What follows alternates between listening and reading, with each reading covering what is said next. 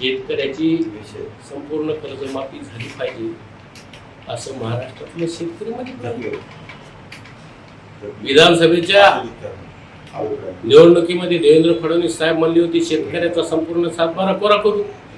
फडणवीस साहेब तुम्ही शेतकऱ्याचा सातबारा कोरा करा आणि तुम्ही केला नसल्यामुळे बच्चू भाऊनं महाएल्गार पुकारलाय म्हणून मी मंत्र्याची गाडी म्हणून फोडली, माझा हात फ्रॅक्चर केलाय का हे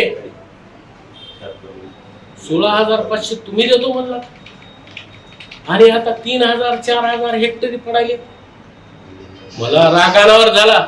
मी शेतकऱ्याच्या बाजूने लढणार आहे, शेतमजुराच्या. म्हणजे दोन्ही पाय तोडा, मला आता गोळी घाला, घेत नाही मी. अहो उपराष्ट्रपतीचं मतदान झालं आता 550 भाजपच्या बाजूने झाले, 300 खासदारांना ह्या देशातल्या काँग्रेसच्या बाजूने मतदान केले. काँग्रेस आता देशात परत येणार, काँग्रेसची लाट, हे लक्षात ठेवा तुम्ही. मी काँग्रेसचा माणूस नाही पण शेतकऱ्याच्या बाजूने बोललो.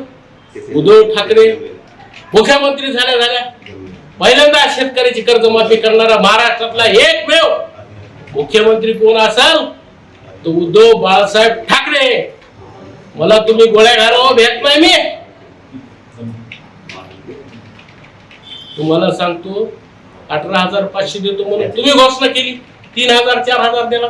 फडणवीस साहेबांचं हे सगळं चुकीचं वागणं. कर्जमाफी दिली नाही, 18,500 म्हणून दिले नाही, सतत आश्वासन देणं. मोदी साहेब म्हणले शेतकऱ्याचं उत्पन्न दुप्पट करू, केलं नाही शेतकऱ्याचं उत्पन्न दुप्पट. अमित शाह म्हणले होते शेतकऱ्याच्या खात्यावर 15-15 लाख रुपये टाकतो, विदेशातून काळं धन आणतो. आणलं का हो? मला गोळ्या घाला, येत नाही. मी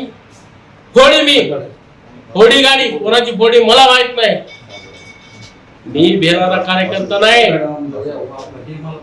मी काँग्रेसचा कार्यकर्ता नाही, मी उद्धव बाळासाहेब ठाकरेचा कार्यकर्ता नाही आणि मी बच्चू भाऊचा कार्यकर्ता नाही. मी शेतकरी आहे म्हणून माझा जनाक्रोश झालाय. शेतकऱ्याला न्याय मिळाला पाहिजे. मी भाजपला मतदान केलंय, मी भाजपचा आहे, मी काँग्रेसचा आहे.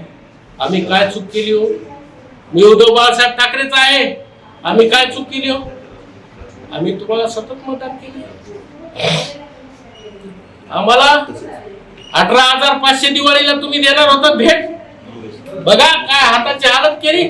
माझा हात म्हणून टाकला, काटे घालून. एक मिनिट, माझं काम म्हणून टाकेल. मला गोळ्या घाला. मी पोलिसला भेट नाही. पोलीस माझे भाऊ आहेत. नाही, पोलीस माझे भाऊ आहेत.